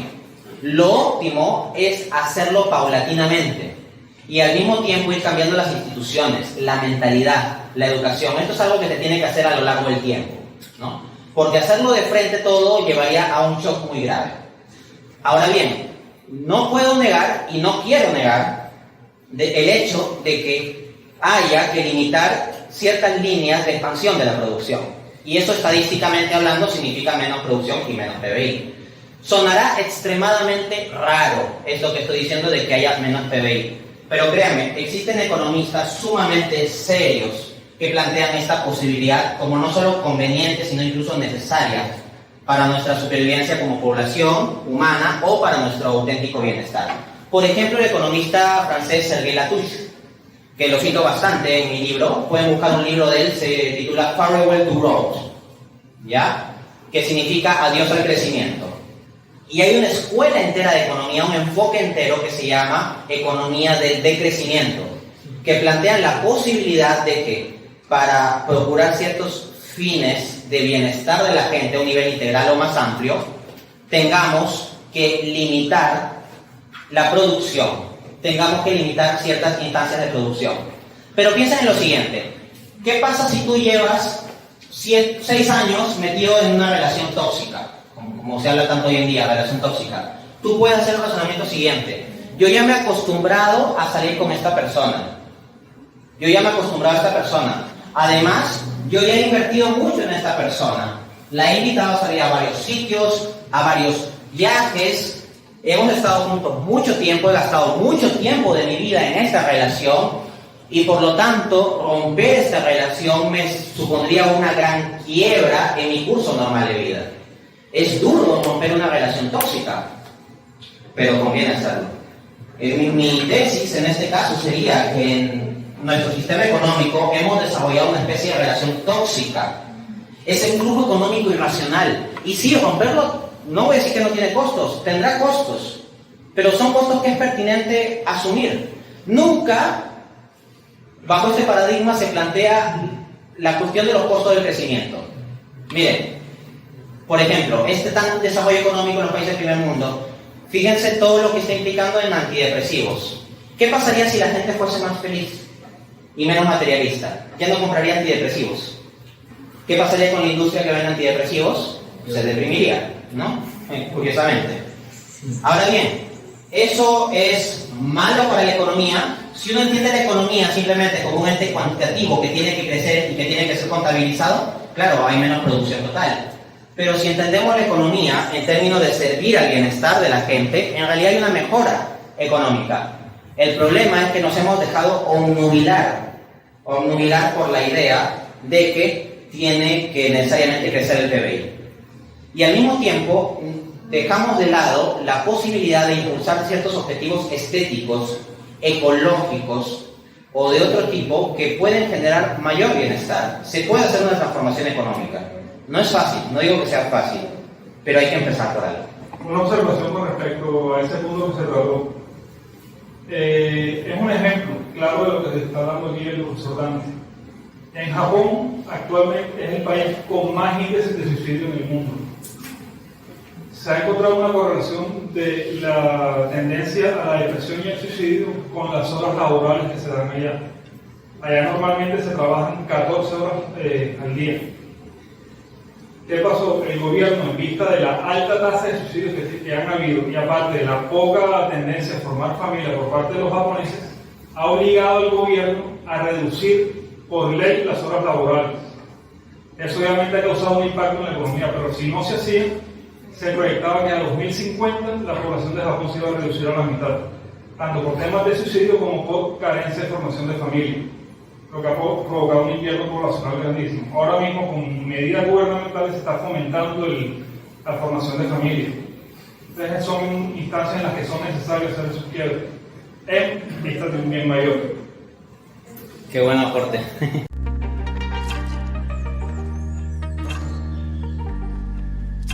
Pues está claro que cuando empezó el comunismo, cuando Marx se dio cuenta digamos, del mal bienestar que tenían los obreros, ¿cierto? Usted dijo lo de que estaban atados con cadenas. Lo mismo pasa hoy en día en un sistema capitalista, aunque supuestamente muy libre, ¿cierto? Entonces está claro que el comunismo es una utopía, ¿cierto? Porque igual lo terminan manejando unas pocas personas, pero igual el capitalismo también sigue siendo manejado por unas solas personas, donde no se termina teniendo en cuenta el bienestar de muchos, donde se prefiere consumir, donde se prefiere votar al bienestar de otros. Llegar un momento, o esa es mi pregunta, donde se pueda uno superar el comunismo, que todavía sigue viviéndose como una utopía, utopía, es el deseo de muchos estados comunistas, y superar el capitalismo, o sea, algo que termine siendo provechoso tanto para una empresa como para también el bienestar de las personas. Muy interesante cuestión. Eso da para pues, un debate muy amplio, ¿no? Yo comenzaría ciñéndome al mismo planteamiento de Marx, o sea, para entender esa cuestión. Marx plantea un esquema historicista donde la sociedad pasan por fases. Las sociedades capitalistas desarrollarán sus fuerzas de producción a un punto tal que las relaciones sociales de explotación del empresario al obrero no podrán cazar del todo ese sistema. En otras palabras, el desarrollo de la fuerza productiva será tan grande que las relaciones sociales de empresario y obrero ya no serán suficientes para contenerlo. Y entonces habrá una etapa de revolución social en la cual los obreros se rebelarán, una rebelión violenta contra los empresarios para quitarle los medios de producción. Una vez hecho eso, la idea sería llegar a un paraíso comunista, en donde no haya propiedad privada y todos compartan, buenos y felices y sin Estado y todo eso. Un mundo casi como de los Teletubbies, ¿no? Comunismo bonito. El problema es que entre el capitalismo presente y la utopía comunista, el propio Marx, no yo atribuyéndole a Marx, sino el propio Marx plantea una fase intermedia que es el socialismo. Socialismo y comunismo, en rigor en la terminología marxista, no son lo mismo. El socialismo es una etapa de transición donde todos los medios de producción, el capital y el trabajo van a ser concentrados por el Estado. ¿Y el Estado quién lo va a gobernar? La dictadura de los obreros. Los obreros formarán un partido político y establecerán un control total del Estado. La dictadura de los proletarios, la dictadura del proletariado. Entonces, claro, en la práctica en un sistema comunista hay en un sistema socialista hay relaciones de dominación. O sea, la dictadura del Partido Comunista domina a la población, así de simple. Supuestamente dirigirá la producción para el bienestar de todos, pero quienes detentan el poder y el control es esa dictadura del Partido Obrero. La tesis de Marx es que a medida que avance el socialismo, la sociedad comenzará a ajustarse a ese nuevo orden económico y cada vez más ya no necesitará del Estado. Y ese Estado, controlado por una dictadura de obreros, terminará desapareciendo de forma natural. Y cuando el Estado haya desaparecido y no haya alienación ni clases sociales, eso será el comunismo. En otras palabras, para llegar al mundo bonito de los Teletubbies, de la utopía bellísima, supuestamente comunista, hay que pasar por una dictadura socialista. La crítica que le hacía Michael Bakunin a Marx, Michael Bakunin, teórico anarquista del tiempo de Marx, era que era ingenuo pensar que el Estado socialista iba a debilitarse e ir desapareciendo de forma natural. Y que más bien lo más razonable es que por intentar mantener su poder, un Estado socialista se haría más fuerte y más fuerte y más fuerte y más fuerte y no se diluiría, con lo cual nunca se llegaría a la utopía comunista, sino que se permanecería en una pesadilla totalitaria socialista. Esa es la crítica de Bakunin. No estoy de acuerdo ni con el ateísmo ni con el anarquismo que plantea Bakunin, pero sí estoy de acuerdo mucho con la crítica esa concreta que Bakunin le hace a Marx. Luego, al capitalismo como sistema hay que reconocerle ciertas virtudes. Por ejemplo, el capitalismo ha generado un aumento de productividad absolutamente enorme. O sea, no hay ningún sistema en toda la historia de la humanidad, ni el feudal, ni el esclavista, ni el modo de producción asiático, que haya generado un aumento tan grande en la productividad como el capitalismo. Pero al mismo tiempo, en el capitalismo es donde ocurren tonterías y aberraciones, como que supuestamente hay sobreproducción de alimentos, y hay que tirar los alimentos a la basura porque hay sobreproducción y puede afectar la dinámica del mercado, al mismo tiempo en que hay gente muriendo de hambre. Y el sistema tiene que hacer eso. Yo entiendo que puede haber gente que muera de hambre en el feudalismo. Me explico. En el feudalismo, donde el poder está en la tierra, la dinámica económica está en la tierra, ¿qué pasa si hay una sequía? ¿Qué pasa si hay un huracán o lo que sea? Se acaba la comida de la gente y hay gente que morirá de hambre. Es muy triste, pero digamos que lo entiendo. Me cuadra, es una situación muy triste, pero en una sociedad agrícola, si se estropean los cultivos por algún fenómeno natural, pues le va mal a la gente. Lo bonito del capitalismo es que hace que no dependa de eso, sino que tiene una dinámica de producción industrial de alimentos que en general suele ser estable. Pero lo horrible es que en ese sistema donde hay suficiente capacidad productiva, para que toda la población del mundo esté alimentada, haya igual gente que muera de hambre. En el sistema feudal, había gente que moría de hambre porque no había suficiente alimento, o sea, no había suficiente producción de alimentos. En el sistema capitalista que tenemos hay suficiente producción de alimentos, pero la mala distribución de los mismos hace que haya gente que muera de hambre. Me parece una aberración. Entonces, ¿por qué abogaría yo? No tanto por cambiar radicalmente hacia otro sistema, pero no niego la posibilidad de que se vaya pensando en alternativas. Eso sí. Pero al menos a un corto o mediano plazo, lo óptimo, considero, es establecer ciertas regulaciones, orientaciones y restricciones al capitalismo. En ese sentido, es posible decirle sí al capitalismo bajo esas condiciones, pero no al liberalismo. ¿Por qué? ¿Qué diría el liberalismo? No, al capitalismo no le ponga restricciones, simplemente déjalo operar libremente, la libre publicidad, el libre mercado, la libre transacción, el libre consumidor, la libre finanzas y punto. Tú no vengas a poner restricciones. Lo que yo digo es, al menos de forma provisional podemos decirle que sí al capitalismo mientras vamos pensando, diseñando sistemas alternativos, pero vamos desde ya poniéndole restricciones, regulaciones y tratando de orientarlo a objetivos más allá de hacer crecer el PBI o la producción. Doctor, a propósito de la primera pregunta, que le hicieron allá atrás, sobre la forma en que deberían interactuar el Estado y el mercado, pienso, y escuchando toda su explicación, que es un poco complejo y casi que se torna una utopía esperar que se dé como que ese equilibrio, de pronto como para darle como un término, no sé si capitalismo social sea adecuado, un capitalismo más matizado, que es lo que le entiendo, sería como un ideal, no dejar simplemente el sistema capitalista de lado, sino de pronto matizarlo. Pero veo de pronto un poco utópico, la idea de que se pueda dar esa interacción ideal, habida cuenta de que, pues a mi modo de ver, desde mi perspectiva, y creo que en algo me identifico con su discurso, habría que pensar como en una moralización de la economía, del mercado y del mismo Estado. De hecho, del mismo Estado, porque lo que se observa en casi todos los estados es que precisamente la actividad económica y la actividad estatal están de una manera cínica, están muy, como acá utilizamos un término, amangualados, están como muy unidos, ¿cierto? Porque por lo general el poder político y el poder económico casi que reposan en las mismas manos. Luego entonces como que es difícil que estas personas que son minoría al final quieran buscar regulaciones más justas.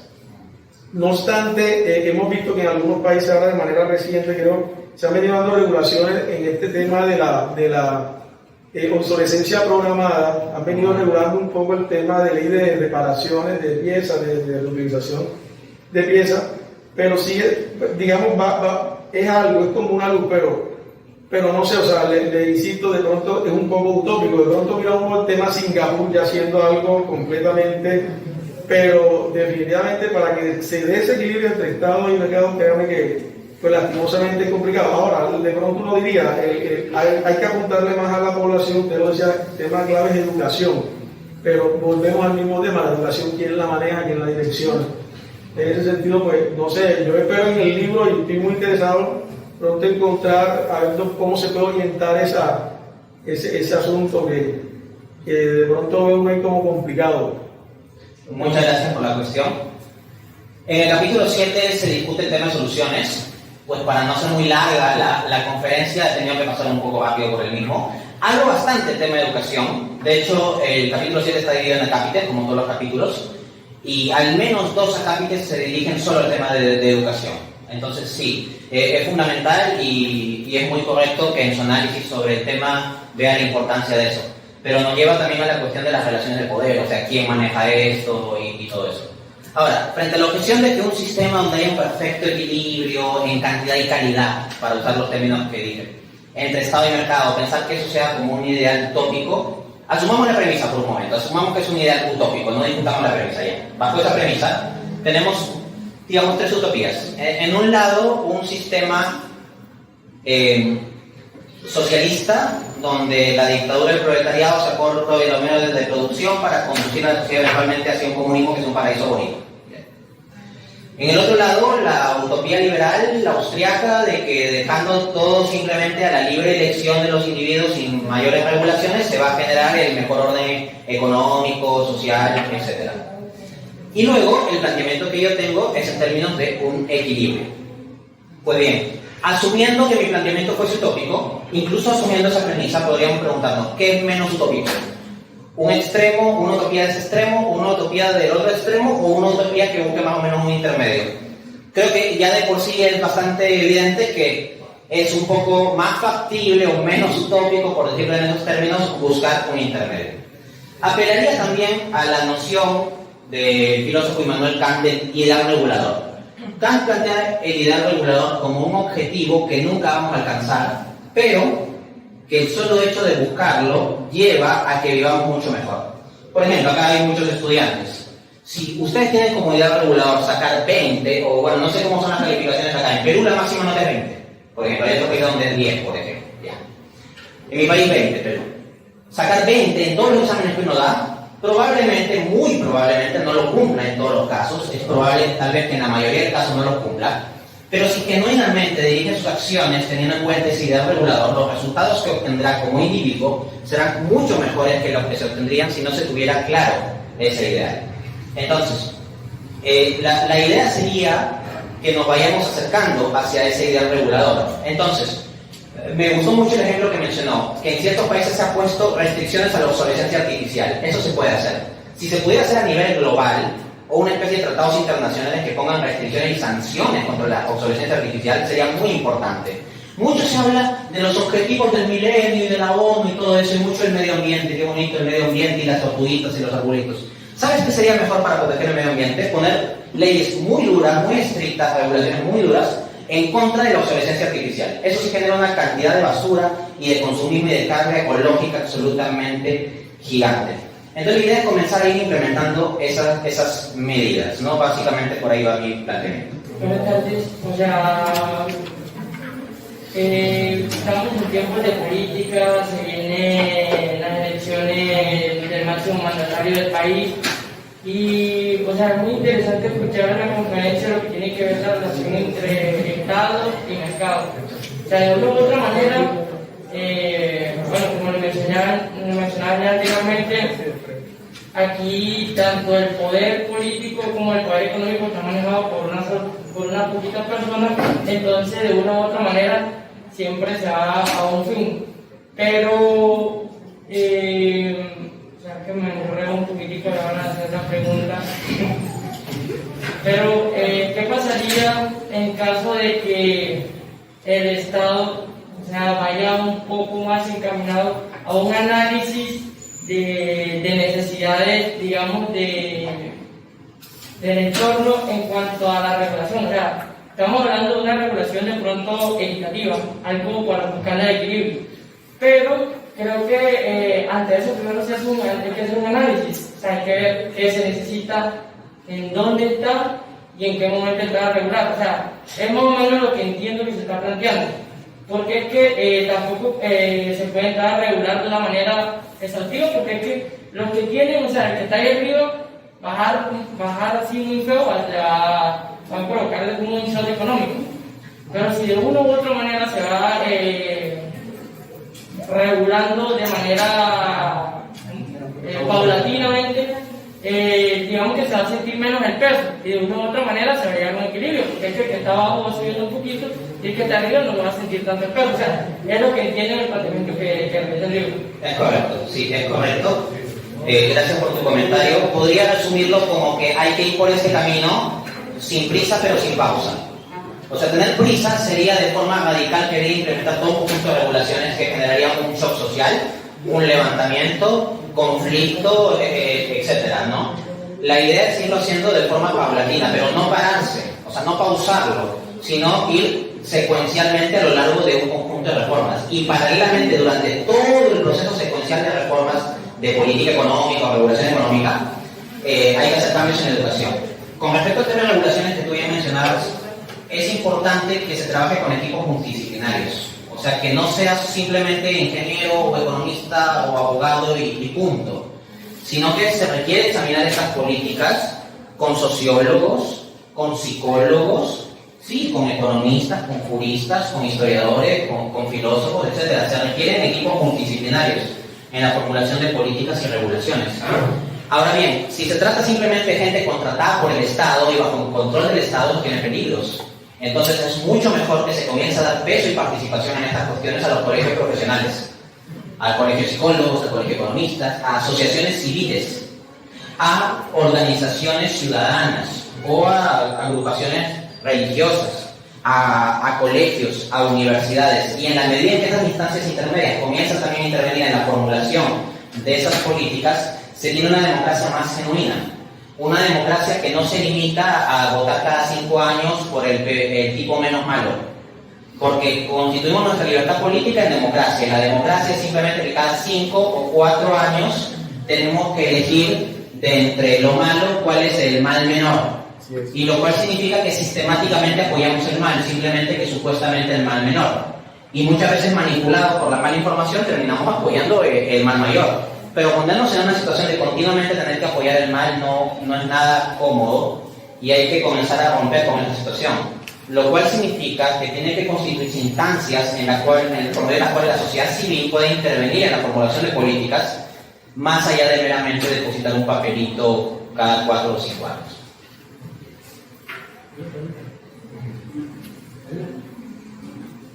Doctor Dante, lo que pasa es que también tengo una duda por la conferencia y tomaré 2 planteamientos, tanto filosóficos como sociales, para poder justificar mi pregunta. Si la economía es, la idea de economía es ser el bienestar de las personas, en Erich Fromm, en el Libro de la Libertad, creo que lo publicó en el siglo XX, hablaba de que tenemos la libertad es nuestra facultad para poder decidir, lo cual exige responsabilidad. Pero en sí las personas no queremos ser responsables, queremos aumentar nuestra libertad. Y Gustave Le Bon en el siglo XIX habla de la masa, en su libro La teoría de la masa. La masa como la agrupación de los seres humanos que piensa, siente de manera poco racional y emocional, lo que lo lleva a ser subgestionable, impulsivo, irracional y excesivamente moral. Si esas 2 facultades existen en la naturaleza del ser humano, ¿cómo lidiaríamos en la economía? El ser humano, que en su naturaleza puede que no llegue a conseguir ideal ni nada bueno. Una de las premisas que usas para la pregunta es el planteamiento de Erich Fromm, el libro El miedo a la libertad. Si mal no recuerdo, ese libro es de 1941. Erich Fromm tiene también un libro de 1953 titulado Psicoanálisis de la sociedad contemporánea. Y en este libro diagnostica múltiples de las cuestiones que yo he explicado en esta conferencia. De hecho, el libro Psicoanálisis de la sociedad contemporánea es bastante citado en el libro La economía irracional. Y ahí Fromm también plantea algunas alternativas de solución. O sea, Fromm mismo entendiendo esta tendencia del hombre a el miedo a la libertad y a que tiene que atarse a algo. Eso es inevitable en el hombre. Podría decirse que el hombre es un animal religioso. Eso es inevitable. El hombre es un animal religioso. Por ejemplo, uno dice, yo soy ateo, no creo en Dios. Ok, pero algo idolatras. Si no crees en Dios, crees en otra cosa. Crees en la ciencia, en el vacío cuántico, en la evolución, en los chakras, en el karma, en el reiki, o crees en ti mismo, o en tu éxito, tu capacidad, o en tu dinero. Pero si no ponemos en el altar a Dios, vamos a poner algún ídolo. Eso es absolutamente inevitable. No hay ser humano que no sea un animal religioso y no hay ser humano, por lo tanto, que negando a Dios no vaya a tener un ídolo.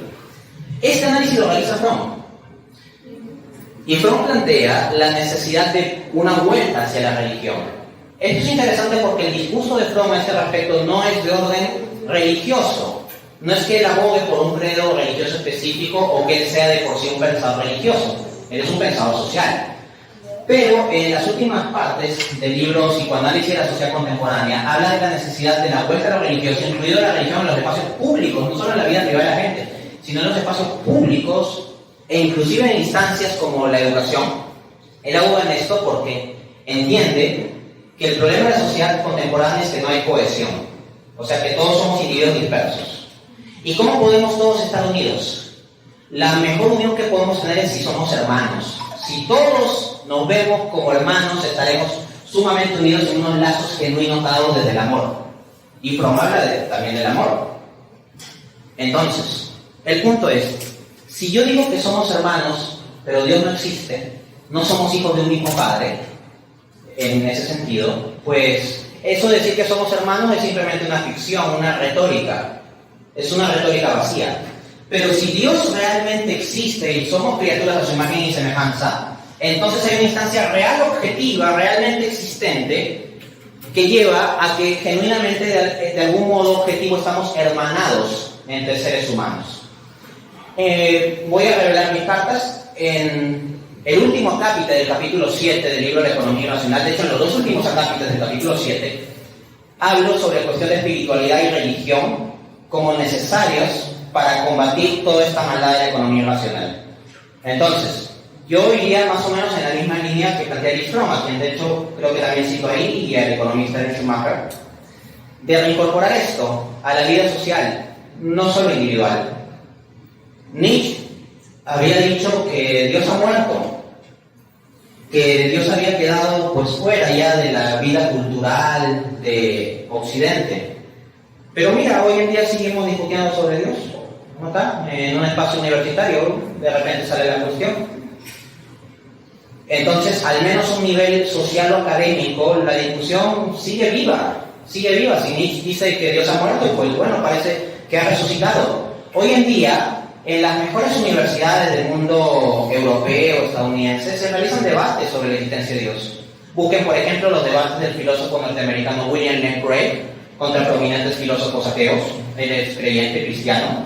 William Lane Craig contra ateos en muy buenas universidades. Y son debates que se vienen dando en los últimos años. No es una cuestión que haya quedado atrás. Entonces, en resumen, como el hombre necesita entregar su libertad a algo en el fondo, si Dios existe objetivamente, entonces vivir conforme a eso es lo mejor que podemos hacer. Y si Dios no existe, entonces no importa. No importa ya cómo usemos nuestra libertad. ¿Y quién lo dice? ¿Lo digo yo? No, lo dice el filósofo antiteísta Friedrich Nietzsche en su obra La Gaia Ciencia, de numeral 125, se titula El Loco.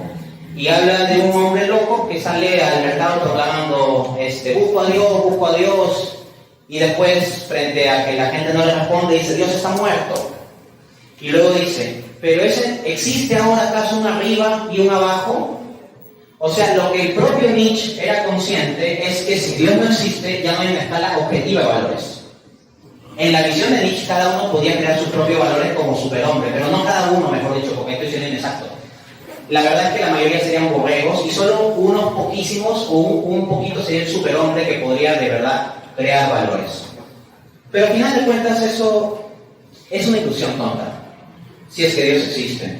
Entonces, la verdadera pregunta de si podemos tener un marco para ser hermanos, para constituir felicidad, para constituir una esencia y un propósito de seres humanos y no ser simplemente materia que interactúa en un mundo económico a lo largo de una historia caótica, la verdadera pregunta que define si esto es así o no es la cuestión de si Dios existe o no. Así de simple.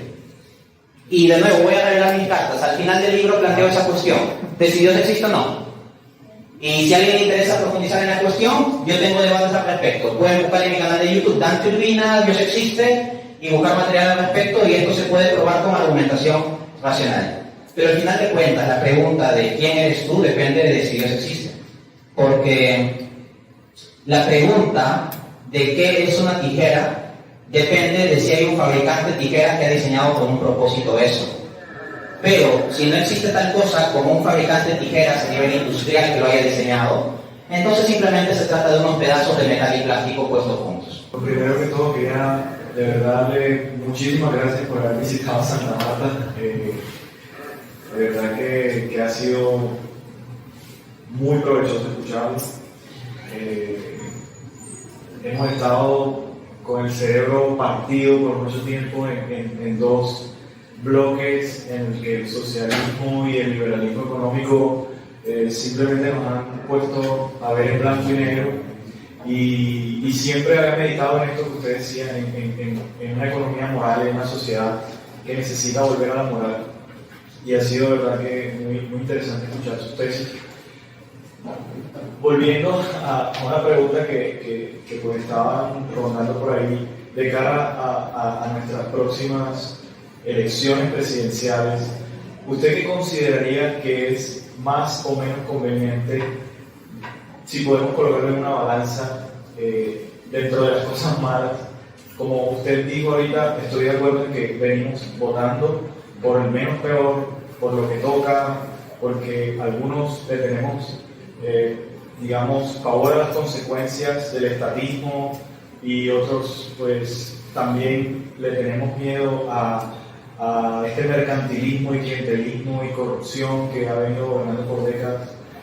¿Usted qué creería que es mejor escoger entre ambas opciones, entre un liberalismo mercantilista o un estatismo socialista posiblemente que se prolongue? Interesante cuestión. Bueno, no la voy a dilucidar desde una perspectiva partidaria, no soy al tanto del detalle de todos los partidos, ni tampoco es el objeto que quiero dilucidar aquí. Quiero plantear un principio. Si pensamos en términos de que nuestra participación política inicia y termina en depositar un voto por algún tipo, no, tenemos que cambiar ese paradigma. Te lo pongo así. Supongamos que yo hago un análisis de cuál es el mal menor, el bien mayor entre todos los candidatos imperfectos que haya y todo eso, y te digo, vota por este, y te doy argumentación académica y todo eso. Ok, ¿en cuánto ha influido? Pues tu voto, 1, dividido entre la cantidad total de votantes. No ha influido estadísticamente en nada. Entonces, y ya, supongamos que lo que yo he dicho aquí haya convencido al 100% de que tengan que votar por un candidato X, que no lo creo, porque no creo que lo que yo estoy diciendo calce exactamente con nada de lo que diga algún candidato. Probablemente estaría chocando con todo, creo que es el escenario más probable, no lo sé. Pero supongamos que yo haya convencido al 100% de que tomen alguna opción electoral. Ya, ¿en cuánto pesará eso? La cantidad de personas del auditorio dividido entre el total de votantes. Estadísticamente es nada. Entonces, ¿cuánta energía dedicamos en redes sociales a enemistarnos con nuestros amigos o a discutir con desconocidos sobre por quién rayos votar? Gastamos mucha energía, mucho tiempo discutiendo entre los menos peores. Entre el menos corrupto, o el menos asesino, o el que tiene planes menos comunistas, o menos liberales, o lo que sea. Andamos discutiendo así. Y yo, en realidad, en lugar de abordar esa cuestión, yo pretendo plantear lo siguiente. Toda esa energía que gastas en redes sociales, discutiendo sobre por cuál de estos tipos vamos a votar, toda esa energía más bien debe aplicarse a ver de construir instancias alternativas de intervención de los ciudadanos en la política, más allá de votar por el mal menor. En la medida en que cada vez más y más personas comiencen a constituir, por ejemplo, asociaciones o agrupaciones que presionen respecto al Estado a favor o en contra de ciertas políticas económicas, sociales, etc., eso puede ser mucho más útil. Pero el problema es que gran parte de la energía se gasta en si vamos a votar por el rojo, por el azul o por el verde, o por el morado o lo que sea, y nos la pasamos así. Y no, se trata de salir de ese marco de referencia. Entonces, esa es la respuesta que yo te daría en el fondo, que toda esa fuerza hay que dedicarlo no a responder esa pregunta, sino a plantear otra pregunta.